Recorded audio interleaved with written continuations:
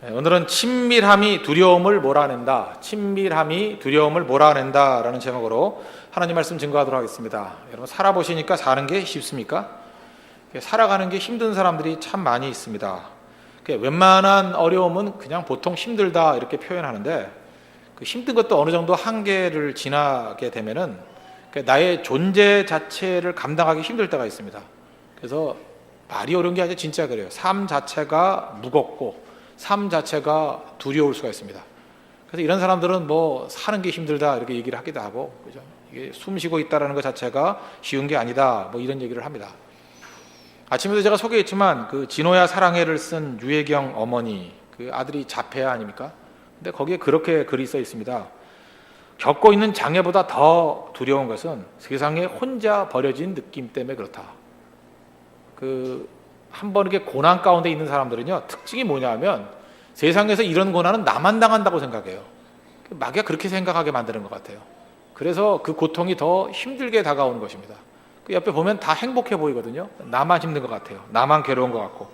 사실 그렇지 않습니다. 누구에게나 다 그런 고통들이 있는데 자기만 고립스럽게 생각해서 고립되어서 나만 힘들다고 생각하는 거예요. 그래서 이 유혜경 씨도 그런 얘기를 하잖아요. 세상에 혼자 버려진 느낌이다. 절대 혼자 아닌데 혼자 버려진 느낌이다. 거기서 위기 가운데 놓이게 된다는 것입니다. 이럴 때 우리가 갖는 마음이 뭐죠? 그러니까 어렸을 때 뒤에도 지금 엄마들이 많이 아기들 안고 있는데, 엄마 그러면서 가서 안아주면 좋을 그런 마음이 있죠. 사실 우리 신앙인들도 마찬가지라는 것입니다. 우리를 안아줄 아버지, 어머니가 계시잖아요. 그분이 하나님 아닙니까? 그래서 내 모든 짐을 내어놓고 아빠 그러고 엄마 그러고 지금 뒤에서 떠드는 애 같이 그냥 저렇게 하면 된다는 거예요. 아빠하고 뛰어가면 되고 이제 엄마하고 뛰어가면 된다는 것입니다. 오늘 예수님이 우리에게 질문하죠. 삶이 힘드냐? 짐이 무겁냐? 노래 가사 같죠? 너의 삶의 무게 때문에 두려워하느냐? 다 내게 오라는 거예요. 오면 쉬게 해 주겠다. 성경에 보면은 요한복음 14장에도 그렇죠. 근심하지 말라, 두려워하지 말라 그랬고, 그 하나님을 믿으니 또 나를 믿으라. 또 요한일서 4장 18절 보니까 심지어 두려움에는 형벌이 있다. 그래서 두려워하지 않는 것은 하나님이 해결해 주신다 그런 말씀도 되지만, 우리 성도들은 두려워하지 않을 의무가 있다는 것입니다. 그럼 우리 성도들에게 목사가 할 일이 뭐예요? 두려워하지 않는 방법 가르쳐 주는 거 아니에요? 어떻게 하면 두려워하지 않을 수 있을까? 두려움을 극복하는 방법은 뭐냐면, 조금 전에 싱글싱글 번글번글 찬양했죠. 친밀감이에요. 친해지면 안 두려워요. 여러분, 조금 전까지만 해도 옆에 앉은 분이 두려웠죠. 안 두려웠습니까? 도대체 이 아저씨는 정체가 뭘까? 뭐 이런 생각 안 해봤어요? 이분은 이상하네. 예수 믿는 냄새가 잘 안 나네. 또 어떤 분은 너무 뜨겁게 믿는 것 같아서, 초신자들이 오신 분은 그럴 거예요. 이거 너무 뜨거워서 내가 화상 입는 거 아닌가? 영적인 화상 입는 거 아닌가? 그러니까 이렇게 친밀하지 않은 사람들, 생소한 사람들에게서 오는 두려움이 있습니다. 그런 거 있죠? 그런데 싱글싱글 번글번글 똑같은 걸 내가 세했거든요. 33번을 반복해서 했는데, 그러다 보면 자기도 지치고 상대도 지치는 모습을 보면서 똑같은 인간이구나. 이분도 짜증나고 나도 짜증나는 거 보니까 거기서 공감대가 형성되는 거예요. 당신도 짜증나시죠? 나도 짜증나요. 그래서 씩 웃고, 그러다 보니까 조금 친해졌잖아요. 같은 걸 느끼니까. 같은 걸 느끼면서 친해지잖아요. 그러면 친해졌을 때 여러분, 찬양하기 직전, 그 전과 이후에 뭐가 달라졌어요? 두려움이 달라졌잖아요. 그래서 제가 좀 오늘 과도하게 싱글싱글 번글번글 한 거예요. 왜냐? 서먹서먹할 때, 생소할 때 다가오는 느낌은 두려움이었는데, 친해지니까 두려움을 이기게 되더라는 거예요. 하나님께서도 우리에게 주시는 방법이 바로 그 방법이라는 것입니다. 친밀성밖에 없다라는 거예요. 그럼 어떻게 친밀해지면 되느냐? 나에게 두려움을 주는 존재가 있지 않습니까? 근데 나에게 두려움을 주는 존재보다도 더 강한 존재와 내가 친밀해진다. 그럼 두려움이 이기겠죠. 저는 뭐 어렸을 때 그 동네 골목대장들 있지 않습니까? 저는 그 형들 사이에서 많이 컸어요. 근데 우리 골목대장 형이 수영이 형이었는데, 제 친구가 수영이었어요. 이수영이었는데, 이재영인 것 같아요, 네, 형. 그 형 진짜 싸움 잘했어요. 그죠? 등치도 크고. 일단 얼굴이 떡판이에요. 그래서 얼굴 자체가 이게 뭐 벌써 공포예요, 공포. 무슨 탈 하나 쓴 것 같은 머리예요. 막 크고. 그러니까 뭐 얼굴 딱 보는 순간에 얼굴만 봐도 무서운 거 있죠, 이렇게. 갑자기 제가 옛날에 걸어가다가 뒤를 돌아서는데 재영이 형 얼굴을 딱 봤는데, 보는 순간에 제가 깜짝 놀랐어요. 너무 얼굴이 커가지고. 그리고 싸움도 잘하고 뭐 거기는 형제만 넷이었거든요. 수영이 형 가족들이. 그런데 그 형이 저하고 친했어요. 왜냐하면 자기 동생과 친구라고. 그러니까 골목에서 있을 때 저는 두려움이 없었어요. 왜냐?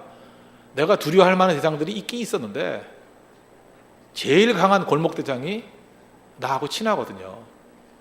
똑같은 원리가 이 땅을 살아가면서 우리에게 적용되는 게 아닐까 그런 생각을 합니다. 세상에서 제일 강한 분이 누구예요? 하나님이시잖아요. 하나님과 친해지면요, 세상에는 어떤 도전과 어떠한 공격이 있다 할지라도 두려울 게 하나도 없다라는 것입니다. 그러니까 두려운 이유가 뭐예요? 하나님과 안 친하기 때문에 그렇다니까요. 그러니까 좀 하나님과 친해져 보십시오. 하나님과 친해지면 절대로 두려움 가운데 머물러 있거나 두려움에 허덕이는 그런 인생을 살지는 않는다는 것입니다. 그리고 하나님과 친해지기 위해서 해야 될 일이 뭡니까? 뭐 하나님과 연합한다. 우리 신학적인 용어를 보면 그렇게 표현했어요. 신비예요. 그러니까 하나님과 친해진다라는 거 그거 사실 신비라고요. 그래서 사도 바울은 뭐 그리스도와 연합 그렇게 표현했어요. 또 하나는 그리스도 안에 있다. 그 대표적인 게 갈라디아서 2장 20절 같은 표현이 그렇죠. 내가 그리스도와 함께 십자가에 못 박혔나니 그런즉 이전에 내가 사는 것이 아니요 오직 내 안에 그리스도께서 사시는 것이라. 내 안에 그리스도께서 사신 것이래요. 이게 지금 신비적인 표현 아니에요? 이게 이해가 돼요? 근데 이 내용이 뭐예요? 예수님과 굉장히 친하다 그런 얘기라고요.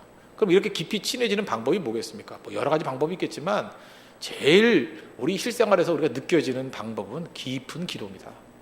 하나님 앞에 깊은 기도로 들어가면 하나님과 친해지고 깊은 기도 가운데 그리스도의 심장이 내 심장이 돼버린다니까요. 그러니까 여러분 제가 1절에서 설교를 했죠. 하나님의 마음이 이렇게 읽혀져요. 하나님 마음이 기도가 깊어지면 하나님의 가슴과 내 가슴이 이렇게 연결이 된다고요. 그래서 하나님과 친해진다니까. 서먹서먹하지 않아요. 그러다 보면 사라지는 건 뭐냐? 두려움이 완전히 사라져버리고요. 담대한 가운데 명확한 길로 갈 수 있다는 것입니다. 사도 바울이 그 많은 도전 속에서도 흔들림이 없었던 이유가 무엇입니까? 하나님과의 친밀함이 있었기 때문에. 또 구약 성경 보면 모세가 그랬죠. 신명기 34장 10절을 보니까 모세는 얼마나 하나님과 친했는지 하나님이 친구같이 대했대요. 그 후에는 이스라엘에 모세와 같은 선지자가 일어나지 못하였나니 모세는 여호와께서 대면하여 하시던 자요. 페이스 투 페이스, 얼굴과 얼굴을 마주 대하면서 친했던 친구같이 지냈대요. 친밀함이 모세로 하여금 많은 도전이 있지 않습니까? 애굽에 있을 땐 바로의 도전, 이스라엘 백성들의 도전. 하여튼 모세 편을 들었던 사람이 누가 있어요? 심지어 자기 측근이라고 말했던 아론도 금송아지 만들어가지고 배신하고 그랬잖아요. 또 자기 누이였던 그 미리함은 뭐 너만 선지자나 그러면서 대들고 하극상 일으키고 그랬던 게 모세의 삶 아닙니까? 모세는 사실 외톨이였어요. 혼자밖에 없었다고. 그럼에도 불구하고 그렇게 담대하고 두려움 없이 살았던 이유가 무엇입니까? 하나님과 친밀했기 때문에 그렇다는 거예요. 그래서 오늘도 이렇게 저녁예배 나오신 분들 보면은 되게 이렇게 성향상 두려움이 많은 분들이에요. 그러니까 오직 두려웠으면 저녁예배까지 나오겠어요, 그죠? 그래서 여기서 뭔가를 해결책을 찾겠다 그렇게 마음 먹을 때 물론 작은 두려움은 이렇게 친구들 만나도 돼요. 그죠? 작은 두려움은 우리 어렸을 때 두려울 때 엄마만 와도 두려움이 해결되잖아요. 아빠만 들어와도 해결되잖아요. 또 친구들과 만나도 해결되잖아요. 근데 근본적인 두려움은요, 하나님과 친해져야 돼요.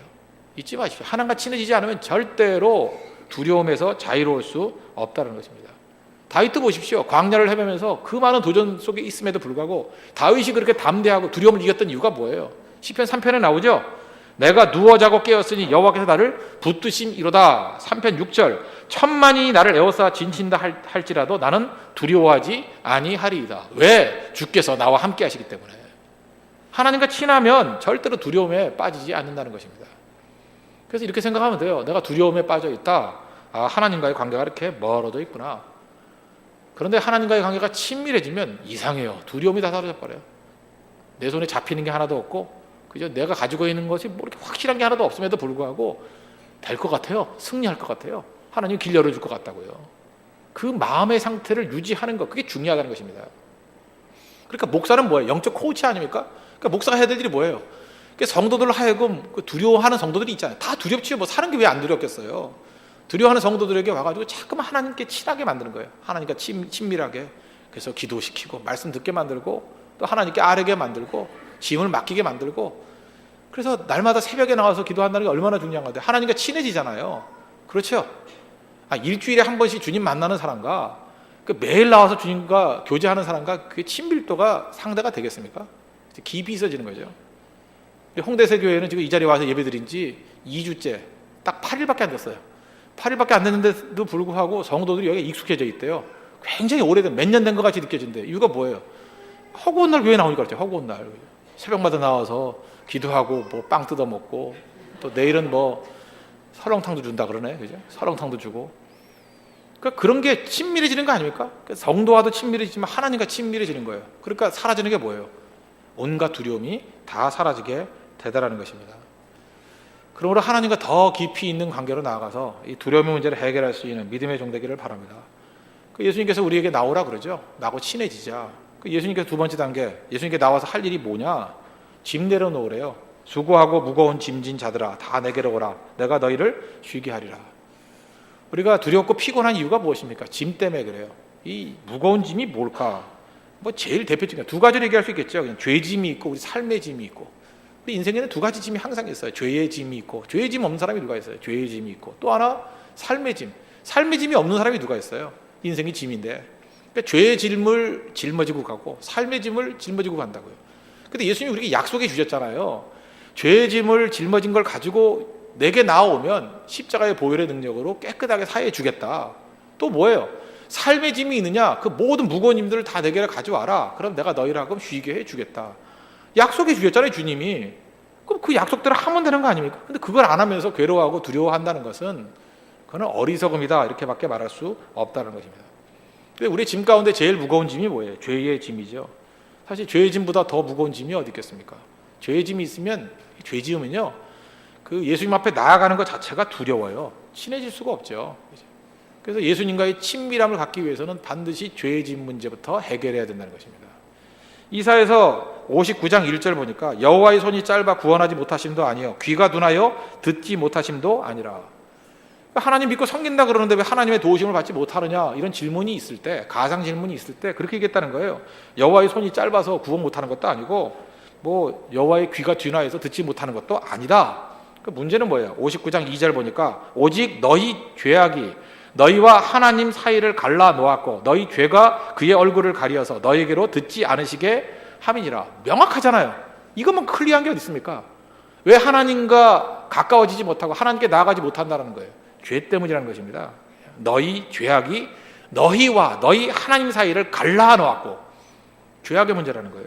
그리고 너희 죄가 그의 얼굴을 가리웠대요. 하나님 얼굴을 바라볼 수 없는 이유가 무엇입니까? 하나님의 면목이 없는 거죠. 죄 때문에 그렇다는 거예요. 그래서 너희에게서 듣지 않는다. 하나님이 외면해 버린다는 거예요. 죄 때문에.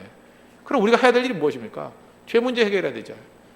사실 이 죄 문제 해결한다는 게 쉬운 게 아니었거든요. 죄 문제를 어떻게 해결을 해요? 근데 그 문제를 해결해 주라고 예수님께서 이 땅에 오신 거 아닙니까? 우리 죄를 위해서 십자가에 죽으시고 그 십자가의 보혈의 피를 믿고 의지하고 자백하게만 하면 주님께서 용서해 주신다 그랬잖아요. 사죄의 은총이 있잖아요. 그래서 교회 와서 해야 될 일은 뭐냐면 예수 그리스도의 십자가의 능력을 의지해서 사죄의 은총을 누리는 거예요. 요한일서 1장 9절 보니까 만일 우리가 우리 죄를 자백하면 그는 밉보시고 의로우사 우리 죄를 사하시며 우리를 모든 불의에서 깨끗하게 하실 것이요. 죄 문제 해결할 건 뭐예요? 여러분 세상적인 방법 뭔지 알아요? 대가를 치르라 그래요. 뭐 죽을 고생을 해라, 고행을 하라, 뭐 세상의 요구예요. 속지 마십시오. 그걸로 죄 문제 해결 안 돼요. 죄 문제 해결은 딱 한 가지밖에 없습니다. 십자가에 예수님 믿고 의지하고 자백하는 것밖에 없다는 거예요. 이거 놓쳐서는 안 된다는 것입니다. 오늘도 이 시간에 죄 문제 해결하는 시간이에요. 예수님께 나와서 우리의 죄악들을 자백하십시오. 그러면 그는 미쁘시고 의로우사 우리 죄를 모든 불의에서 깨끗하게 하신다, 이렇게 말씀해 주셨다는 것입니다. 이게 죄 문제 해결하는 방법이에요. 그리고 또 동시에 필요한 게 뭐예요? 이제는 행동의 변화가 있어야 되겠죠. 행동의 변화는 뭡니까? 이제까지 지었던 죄를 중단하는 거죠. 끊어버리는 거죠. 이거 뭐 상식적인 얘기 아니에요? 예를 들어서 우리 발바닥에 못이 박힌 사람이 있다고 합시다. 걸어가다가 조그만 못이 발바닥에 이렇게 딱 꽂혔어요. 그러니까 아프잖아요. 근데 쩔뚝쩔뚝 거리면서 이 사람이 기도만 했다고 생각해요. 지나가는 사람마다 저를 위해서 기도해 주세요. 저를 위해서 기도해 주세요. 발바닥에 못이 박혔는데요. 이거 빨리 낫게 해달라고 기도해 주세요. 그럼 그 사람에 대해서 우리가 뭐라 그랬어요? 어리석은 사람이라고 그랬죠. 기도해 주는 것도 필요하죠. 그러나 기도 이전에, 기도와 동시에 해야 될 일이 뭡니까? 못부터 뽑아야죠. 그렇지 않아요? 발에 못이 박혔는데 못을 뽑아야죠. 그걸 계속 발에다가 담고 다니면서, 끼고 다니면서 기도해달라는 게 의미가 있냐고요. 그래서 회개는 언제나 현재적인 겁니다. 회개는 뭔지 알아요? 내가 이제까지 지었던 죄악을 끊는 거예요. 단절하는 거. 못을 뽑아내는 거라고요. 뽑아내면 상처가 있잖아요. 그거를 놓고 예수님께 구하는 거죠. 치료해 주세요. 회복시켜 주세요. 그게 회개라는 것입니다. 그래서 이번 특별 새벽 기도 기간에 우리 홍대세교회 모든 성도들이 해야 될 일이 뭐냐? 죄 끊는 일을 해야 됩니다. 그죠? 우리에게 못이 박혀 있는 것들이 있어요. 그죠? 상습적인 죄악들, 반복되는 죄악들, 그러니까 끊어버려야 돼요. 끊어버리고 그다음 해야 될 일이 무엇입니까? 그리스도의 십자가를 의지해서 철저히 자복하고 회개하게 될 때 하나님과 우리 사이를 갈랐던 죄의 문제가 해결이 된다는 것입니다. 그럼 나타나는 일이 뭐냐? 기쁨이 생겨요. 그래서 교회는 항상 기쁨이 있어야 되는데, 기쁨이 있는 이유가 뭐냐? 십자가로 말미암아 죄 문제가 해결되면 기쁨이 온다니까요. 근데 율법적인 교회를 가보면요, 밤낮 죄 정죄만 하고 십자가에서 해결을 못하니까 기쁨이 없어요. 그래서 우중충하고 밤낮 뭔가 이렇게 눌려 있고, 그죠? 전부 다 정죄감, 자책감 그런 걸로만 있고, 밤낮 나는 못한다 그러고. 그 이유가 뭐냐? 죄 문제를 해결해야 되는데 십자가를 옆에 두고도 십자가 앞에 나가지 못하는 사람들이기 때문에 그렇다는 것입니다. 예수님께 나아가십시오. 십자가에 나아가십시오. 우리 죄 문제를 해결해 준다니까요. 못 뽑고 나를 불쌍하게 달라고 구하면 치유해 주신다니까요. 죄짐의 문제 해결할 줄 알아야 되는 것입니다. 그래서 사도행전 3장 19절 보니까, 그러므로 너희가 회개하고 돌이켜 너희 죄 없이 함을 받으라.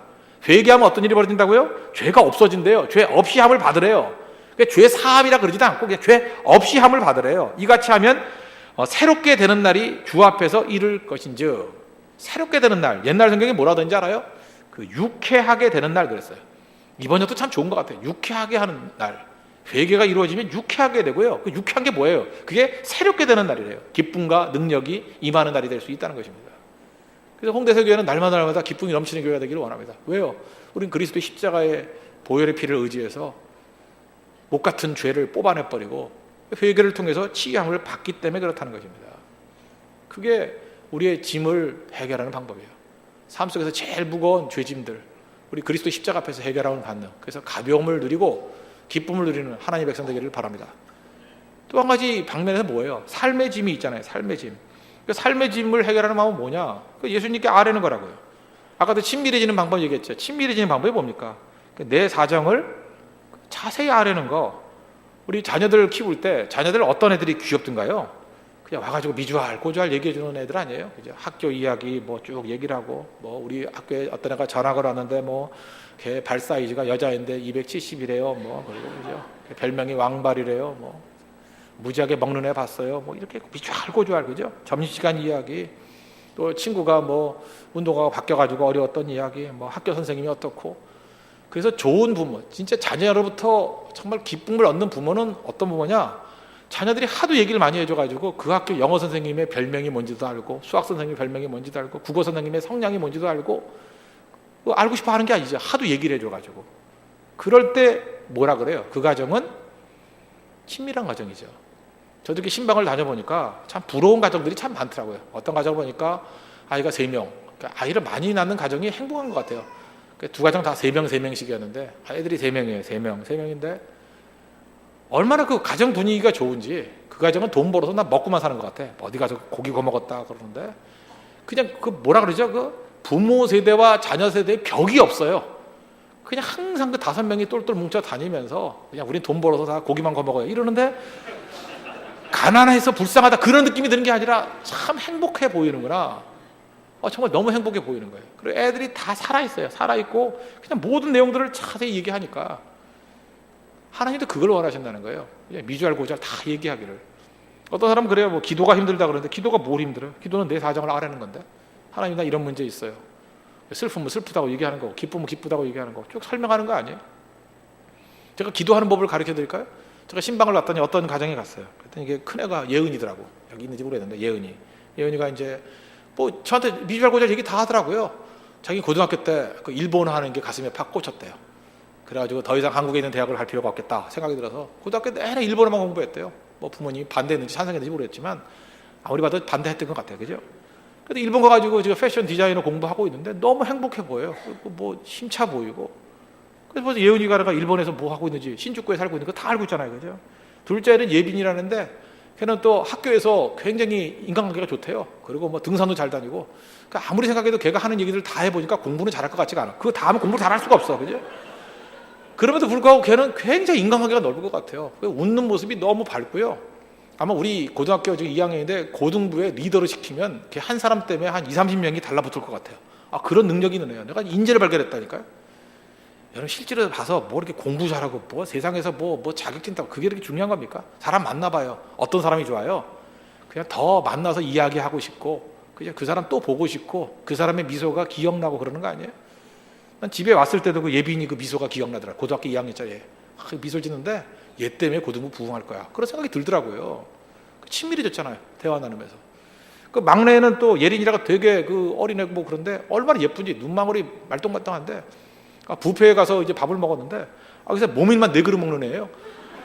아마 거기서 모밀 4그릇 먹는 게 걔밖에 없을 거예요. 왜냐? 딴 것도 맛있는 게 되게 많은데 왜 그것만 먹는지 난 이해를 못하겠어요. 그죠?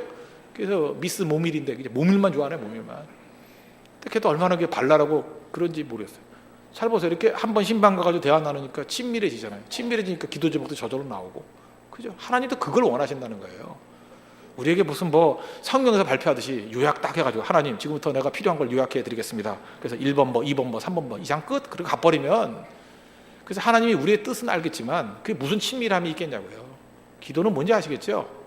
그냥 어떤 귀여운 딸이 귀여운 아들이 아버지나 어머니한테 가가지고 자기 학교에서 있었던 일을 쭉 얘기하듯이 하나님께 내 사정을 아뢰는 것입니다. 그게 뭘 힘들겠어요. 그럴 때 능력이 나타나게 한다는 것입니다. 실제로 이 세상에서 벌어지는 많은 우울증의 문제들이나 이런 것들은 말 못해서 생기는 거 아니에요. 근데 우울증이 심한 사람들도요 하나님께 기도하는 사람들 가운데는 그렇게 심해지지 않는 것 같아요. 왜? 우울증이 뭐예요? 표현 못하는 거 아니에요. 우리 식으로 뭐 화병 비슷한 거 아닙니까? 그죠? 그런 것들도 있죠. 일부분. 그런데 하나님 앞에 이 모양 저 모양으로 다 아뢰면 하나님께서 그거 들어주시는 거 아니에요? 내가 정신과 의사를 만났더니 정신과 의사가 주로 하는 일이 그거대요. 이렇게 사람들이 오면은 상담해주고 이야기 들어주는 거래요. 쭉 이야기 들어주는 거. 근데 정신과에 가서 여러분들이 이야기할 때 믿는 거 하나 있죠? 나를 정죄하지 않을 것이다. 딴 데 가서 이 얘기 안 할 것이다. 그거 믿잖아요. 근데 그거 굳이 돈 들여가면서 정신과에 가서 그 얘기할 거 뭐 있어요? 뭐 약이나 받을 때 가지. 더 중요한 건 뭐예요? 하나님께 하라면 되잖아요. 하나님께. 저는 그래서 이렇게 성도들을 케어링할 때 저는 상담을 많이 안 하는 편이에요. 왜냐? 상담해가지고 풀리는 예가 별로 없어요. 그 상담은 사실 하는 사람은 속이 시원할지 모르지만 듣는 사람도 부담되거든요. 그거 비밀 다 들어가지고 그 뭐 얼마나 좋겠어요. 그래서 저는 웬만하면 상담 비스무리하게 하면 그냥 대충 들었다 그러고 그냥 그 다음에 같이 기도하자 그래요. 나의 원통함과 나의 문제는 하나님께 아뢰는 게 제일 좋습니다. 하나님께 상담해야 부작용이 없어요. 인간은요 인간이기 때문에 아무리 신실한 사람이 할지라도 자기 비밀 얘기하면 나중에 그게 또 알려지고 그럴 때가 많아요. 그래서 많은 사람들이 이렇게 하나님께 기도하는 거에 어려움 느끼는 사람 중에 많은 사람이 상처가 있기 때문에 그래요. 왜? 사람에게 자기의 비밀을 얘기했다가 그게 온 동네 소문이 다 나가지고 상처 입었을 때문에. 그래서 하나님도 또 그렇게 입산 분인지 알고 아닌데 그죠? 그래서 저는 그 캐톨릭에서 말하는 고해성사 이런 거 별로 성경적이라 생각하지 않습니다. 원래 목회자한테 그런 얘기를 왜 해요? 하나님께 알아십시오. 하나님께 직접 하라는 거 제일 좋아요. 물론 연약함이 있고 또 기도 제목과 또 자기 삶에서 중보를 위해서 이렇게 얘기해 주는 건 필요하죠. 근데 너무 자세히 할 것도 없어요. 목사도 마찬가지예요. 너무 자세히 할 것도 없어요. 되게 그 큰 흐름을 가지고 같이 아파하면서 기도해 주는 게 목회자가 할 일이지 그 정확히 내용 알아가지고 뭐 그령으로 자기가 해결해 주는 거 절대 아니라고요. 하나님께 아를 때만 문제 해결이 있지 사람은 해결이 없다는 것입니다. 사람이 할 일은 뭐예요? 같이 아파하고 기도하는 거 그걸 할 것이지 사람이 치유가 있는 게 절대로 아니라는 것입니다. 하나님께 아뢰십시오. 하나님이 들으십니다. 그리고 우리를 치유해 주신다는 거예요. 그래서 우리 삶의 문제가 많다면서요. 문제는 많다 그러면서 왜 기도를 안 해요? 삶의 문제가 많으니까 많이 아뢰야죠. 이 모양 저 모양 아뢰면 주님께서 그 기도를 응답해 주신다는 것입니다. 이사야서 43장 1절 보니까 야곱아 너를 창조하신 여호와께서 지금 말씀하시느니라 이스라엘아 너를 지으신 이가 말씀하시느니라 너는 두려워하지 말라 내가 너를 구속하였고 내가 너를 지명하여 불렀나니 너는 내 것이라. 내가 너를 지명하여 불렀대요. 지명했다는 게 뭐예요? 내 이름을 안다는 거죠. 뭐 우리 주변에 있는 사람들은 내 이름 모를 수 있지만 하나님은 내 이름 알아요. 그래서 거기 나온 게 뭐예요? 내 이름 아시죠죠. 내 이름 아시죠. 그러니까 지명하여 불렀죠. 이름 불러가면서 나를 불렀다는 거예요. 너는 내 것이라고. 하나님이 우리를 그렇게 친밀하게 대해주시잖아요. 그리고 우리 하나님 앞에 나가서 이렇게 아뢰일 때 능력이 나타나는 거죠. 그리고 기도라는 건요 일방적으로 하나님께 아뢰거나 일방적으로 하나님의 뜻을 구하는 것만이 아니라 이게 밀고 당기는 게 있어요. 밀당이 있어요. 밀당이. 우리 사무엘상 23장을 얘기하면서 다윗에 관한 얘기를 했죠. 헤레스풀에 있을 때 그 일라 백성들이 블레셋에 침공을 당한다는 뉴스를 들었다고. 무시하려고 그랬죠. 네코드 석자인데. 근데 갑자기 마음속에 부담감이 막 생기는 거예요. 너무 부담감이 생겨가지고 할 수 없어가지고 하나님께 구했죠. 나보러 가라고요. 그죠? 이게 투정하는 거예요 지금. 나를 지금 가라는 거예요. 왜 약간 내 마음을 이렇게 부담감을 주십니까? 하나님이 가라 그랬어요. 그랬더니 자기 마음을 지지해 줄 사람을 찾죠. 부하들이 반대해요. 아니 우리 코도 석자인데 어디 가서 또 누굴 도우려 그래요. 또 다시 하나님께 가서 아뢰죠. 거봐요 하나님, 상식적으로 살아야죠. 도망다니는 주제에 누굴 도웁니까? 그래도 가야 됩니까? 그 다음에 하나님 대답하잖아요. 그래, 그래도 가야 된다. 그 확신 가지고 나아갔더니 하나님께서 승리를 주시잖아요. 기도는 그런 겁니다. 기도의 패턴은 그런 거예요. 하나님께 아뢰면 그냥 아뢰는 대로만 되는 게 아니에요. 일방통행이 아니에요. 서로 쌍방 커뮤니케이션이에요. 기도하면 하나님의 뜻이 내 마음에 와요. 또 그거에 대해서 우리가 어떤 때는 받아들일 수 있지만 또 아니라고 투정할 수도 있어요. 주님 그거 싫은데요. 그러면 또 싫다 그래 보세요 한번. 그 하나님이 또 이렇게 하나님 설득해 주셔요. 말씀을 통해서, 어떤 때는 그 마음의 양심을 통해서, 기도를 통해서. 그러다가 결국 마지막에 가서는 하나님의 마음과 내 마음이 일치가 돼서 답을 얻게 된다는 것입니다. 그래서 기도를 많이 하다 보면요, 기도를 많이 해야 내가 누구인지를 알아요. 청년들 양육하다 보면 제일 가슴 아픈 게 뭐냐면 나이 30이 넘었는데 뭘 해야 될지 모르는 거예요. 아니 30 넘었는데 지금까지도 내가 뭘 위해서 부르심을 입었는지, 직업을 뭘 선택해야 되는지 몰라요. 그래서 와가지고 저한테 묻는 사람도 있어요. 내가 어떻게 알아요 그걸? 그걸 어떻게 하냐고. 30 넘은 사람은 어떻게 알아요 그걸? 그런 거는 그 서양식 교육을 받은 애들은 18살이면 하는 거거든요. 18살. 18살이 자기 길로가 뭔지 안다고요. 그 전까지 시험을 해봐가지고 내가 뭘 좋아하는지, 뭘 싫어하는지, 내 은사가 뭔지, 뭘 잘하는지 다 아는 거거든요. 18살이면. 그리고 20살쯤 되면 그거에 집중해가지고 나가야 되는데 도대체 뭐라고 살았는지 모르겠어요. 그죠? 기도가 없으니까 뭐 사회적인 교육이 자기가 누구인지를 발견하는 교육을 못 시키니까 30 넘을 때까지 내가 누구인지를 모르는 거예요. 뭘 해야 될지 모르는 거예요. 심지어 어떤 사람은 갱년기 다 돼가지고 내가 누구예요 그러고 있어요. 그걸 어떻게 알아 내가 누군지. 기도해 보십시오. 기도하면 하나님과 이렇게 밀고 당기는 걸 통해서 내가 누구인지를 명확히 깨닫게 되는 거예요. 저는 우리 한국 사회에서 말하는, 소위 말하는 착한 사람, 나 별로 좋아하지 않아요. 나 착한 사람 싫어해요. 여러분 착한 사람 좋아요? 우리가 보통 일상생활에서 쓰는 착한 사람이라는 거, 제가 한번 얘기해 볼게요. 착한 사람이 되기 위한 과정을 제가 설명해 줄게요.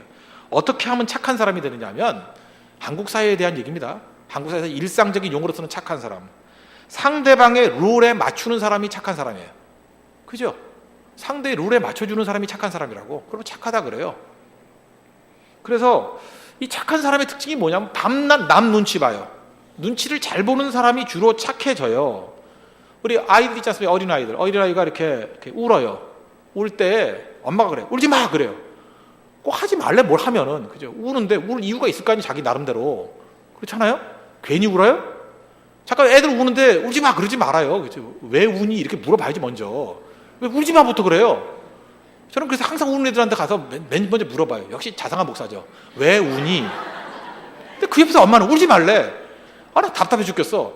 아니, 자기도 나름대로 이유가 있을 거 아니에요. 뭐 이렇게 행동 표현하면 이유가 있을 거 아니에요. 그 울면은 왜 우니라고 물어봐야지. 울지 마 그러면 안 되잖아요.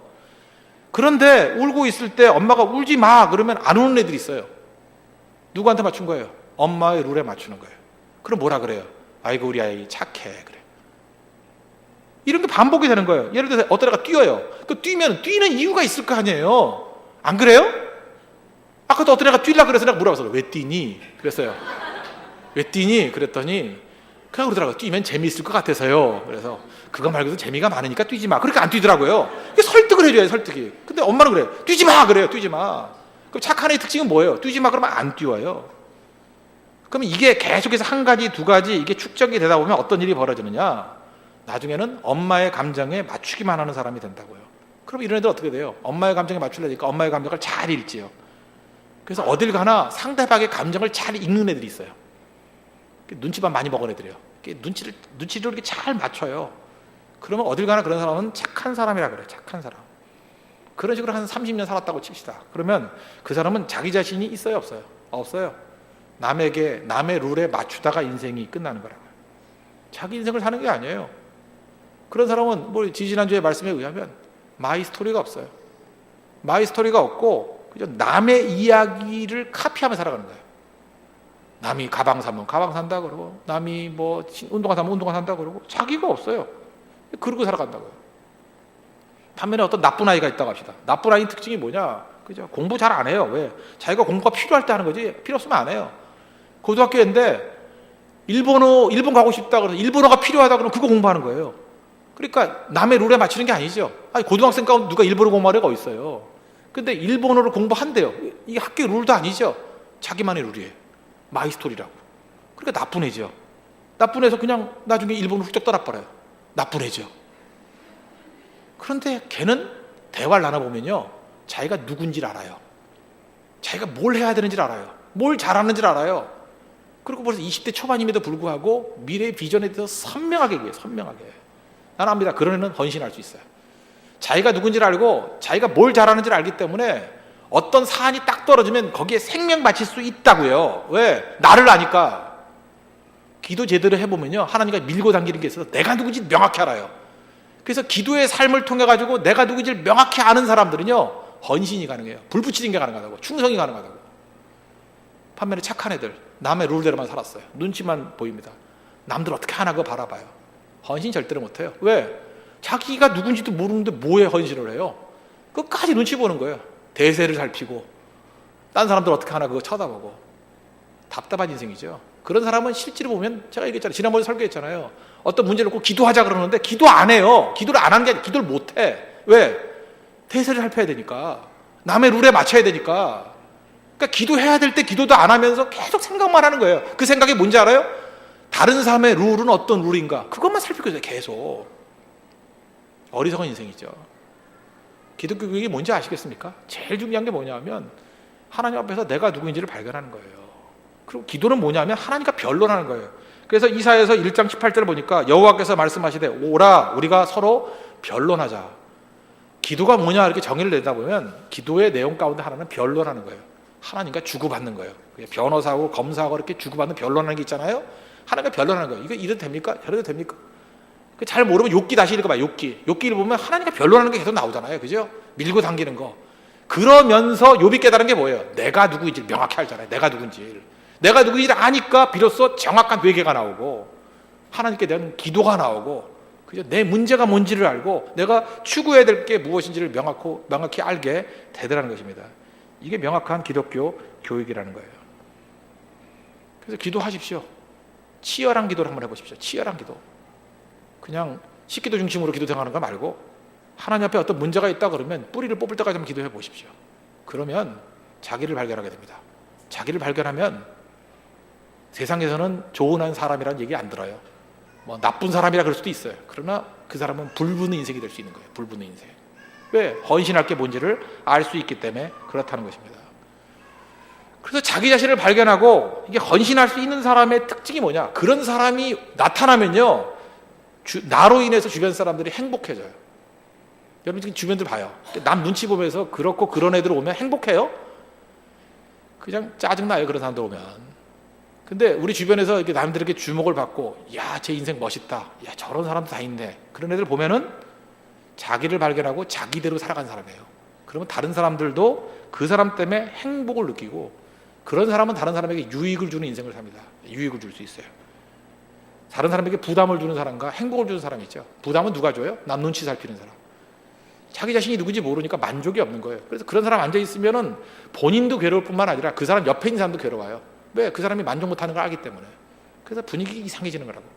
반면에 내가 누구인지를 알고 내 삶의 목표를 향해서 헌신하고 불을 붙일 줄 아는 사람은 자기가 행복해요.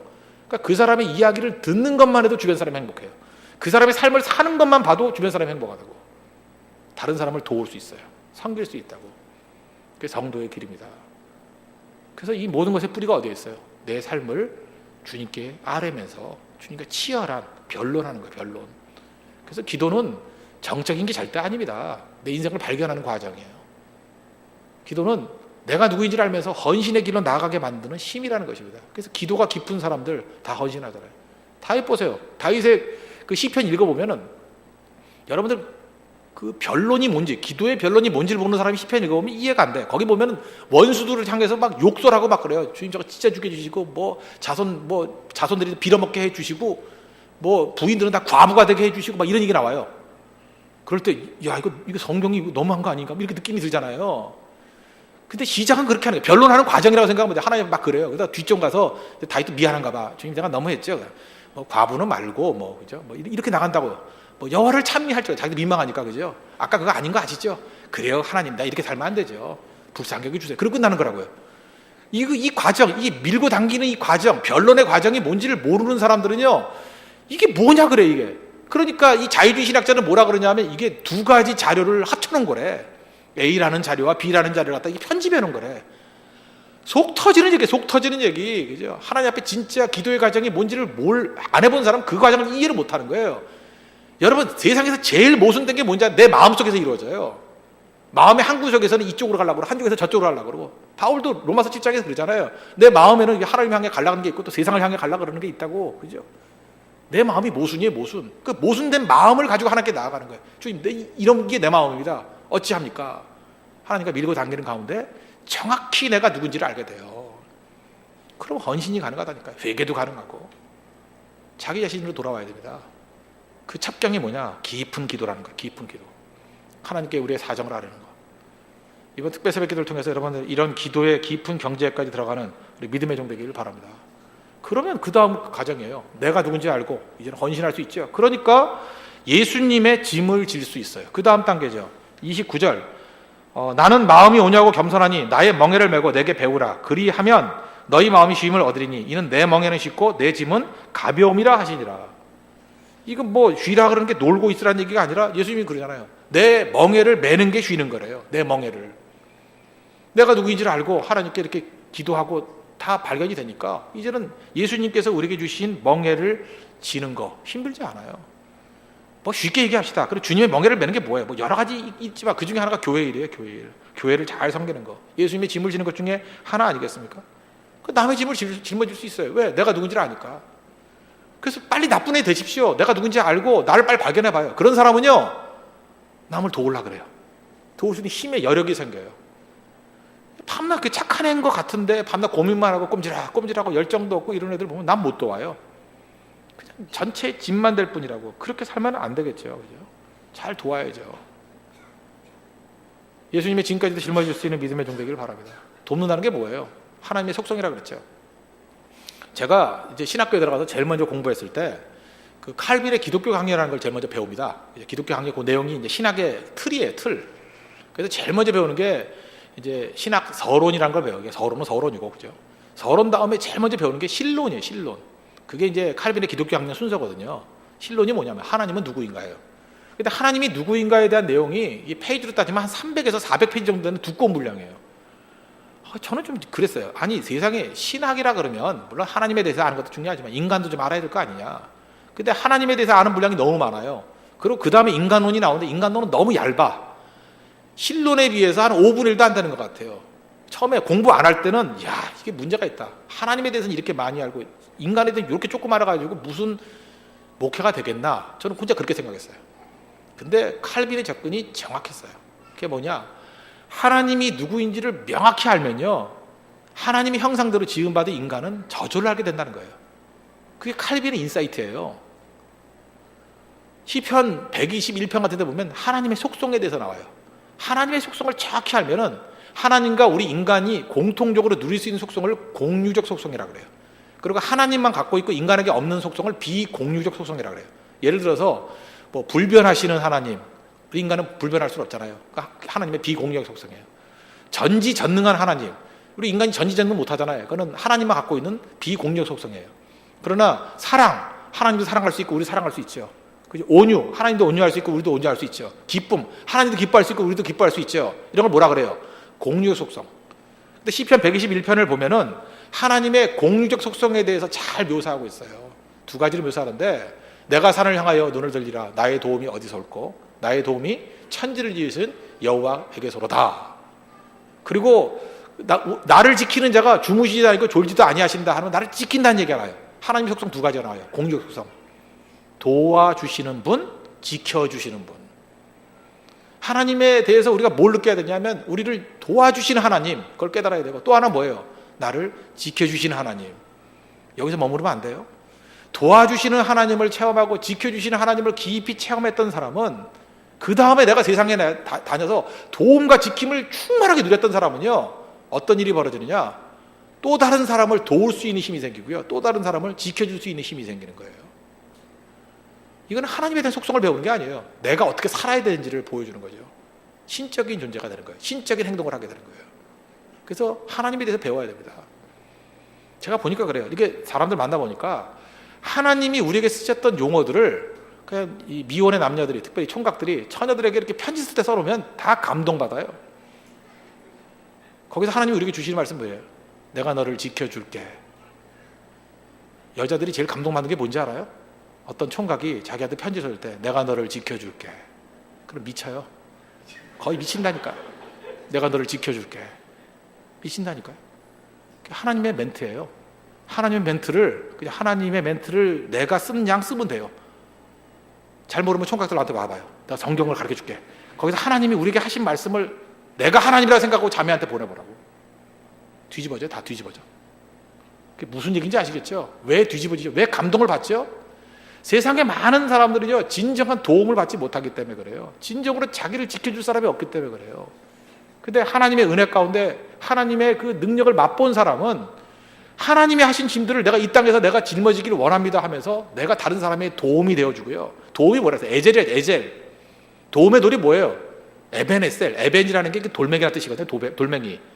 에벤이 돌멩이고 벤이 아들이에요. 그래서 예수님이 그런 얘기 하잖아요. 내가 하나님의 아들인데 사람들이 나를 버려가지고 그 버려진 돌이 됐다.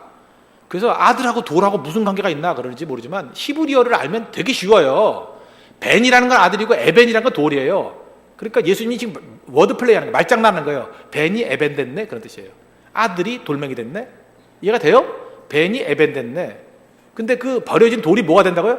모퉁이의 머릿돌이 돼버린대요. 코너스톤이 돼가지고 더 중요하게 쓰임받는. 그러니까 역전이죠. 벤이 귀중한 거죠. 아들이 귀중한 건데 세상 사람들이 어떻게 했어요? 에벤, 버려진 짱돌 만들었어요.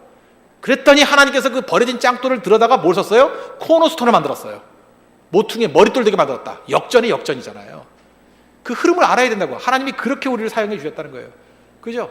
근데 그 에벤, 에셀 할 때 도움의 돌이라고. 도움의 돌. 그 에셀이라는 게 그렇게 중요한 단어예요. 도움. 하나님께서 우리를 도와주셨다. 그 보세요. 하나님의 속성 가운데 하나가 뭐예요? 내가 산을 향하여 눈을 들지라. 나의 도움이 어디서 올까? 도움이 누구라고요? 하나님이라고. 도움이 콜 하나님이에요. 에셀이 콜 하나님이라고.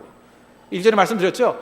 우리 자매들이 형제들한테 기분 나쁘게 생각하는 게 뭐냐면 여자를 창조하고 난 다음에 돕는 배필로 삼겠다 그럴 때 기분 되게 나빠요. 내가 뭐 시다발이냐 보조냐 뭐 스페어냐 그 기분 좋을 게 하나도 없는 것 같은데 그 자매들이 너무 몰라서 그래요. 돕는다는 표현은 하나님이라는 표현이에요. 돕는 배필이 되리라는 얘기는 뭐냐 하면 돕는다는 것은 생명을 꽃피운다는 뜻이거든요. 남자는 불완전하다는 거예요. 남자에게 하나님 같은 도움을 줘가지고 꽃을 피우게 만드는 존재가 여자다 그런 뜻이에요. 어찌 보면은 남자보다 더 우월한 존재다 그런 의미도 숨겨져 있어요. 왜? 여자는 남자에게 있어서 하나님이라는 거예요. 하나님같이 이렇게 케어링을 해줘야 남자가 인간구실을 한다는 거예요. 이해가 돼요? 무슨 소리지? 남자 혼자 있으면 이상해져요. 변태같이 되는 애들인데 좋은 여자 만나가지고 이렇게 도와주면 케어링을 해주면 비로소 남자 구실을 하게 돼요. 그런 거 많이 보잖아요.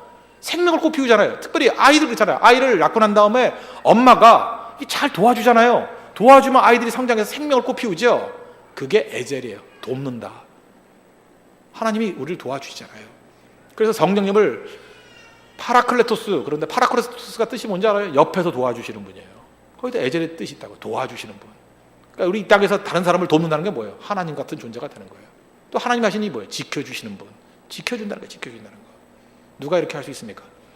하나님 앞에 우리의 짐을 다 내려놓고 하나님과 깊은 교제를 하면서 내 사정을 아뢰면서 내 자신을 발견한 사람만이 예수님께서 우리에게 맡기신 이 멍에를 지고 짐을 짊어지고 세상에서 하나님의 역할을 감당한다는 거예요. 우리 짐을 짊어주신 게 누구예요? 예수님 아니에요. 그런데 예수님께 은혜를 받은 우리는 또 다른 사람들에게 도움도 되고 지킴도 되는 멍에를 질 수 있는 존재가 된다는 거예요. 무슨 얘기예요? 우리가 하나님 같은 존재같이 능력 있게 쓰임 받는다는 것입니다. 이게 쉼이라는 거예요. 쉼. 그냥 빤빤하게 노는 게 쉼이 아니라 사명 감당하는 게 쉼이다. 성경은 우리에게 이렇게 말하고 있습니다. 그러므로 우리 홍대 세교회 성도들 이제 어떻게 살아야 되겠습니까? 하나님과 친밀해져야 돼요. 답은 하나예요. 하나님과 친밀해지기 위해서는 깊은 기도가 필요하다. 죄짐 내어놓고 하나님과 더 친해지고요. 우리 삶의 문제를 다 아뢰는 걸 통해 가지고 하나님과 이렇게 친밀한 관계를 맺는 과정 속에 친해지는 걸로 끝나는 게 아니라니까요. 하나님과 친해지는 그 과정 속에서 나를 발견하게 되고 헌신의 제목을 발견하게 되고 불꽃 같은 인생을 살게 된다니까요. 그럼 능력이 있어져요. 그걸 가지고 다시금 예수님께서 우리에게 맡기신 모든 멍에와 짐을 지고 세상을 건져내고 세상에 도움과 지킴이 되는 종들이 될 수 있다는 것입니다. 그런 사명 감당하는 믿음의 종 되길 바랍니다. 그러기 위해서 필요한 게 뭐예요? 내일부터 새벽기도 열심히 나오십시오. 그죠? 그래서 열심히 기도해서 도움이 되는 그런 인생이 될지언정 짐이 되는 인생 되지 않는 축복이 임하길 바랍니다. 기도하겠습니다. 우리 다 같이 하나님 앞에 간구하겠습니다. 하나님, 두려움의 문제는 친밀함 때문에 생기는 겁니다. 하나님과 더 친해지도록 깊은 기도가 있도록 인도해 주시고 하나님과의 깊은 관계 속에서 나를 발견하고 헌신하고 세상을 건지는 존재 되게 해달라고 다 같이 하나님 앞에 간구하겠습니다.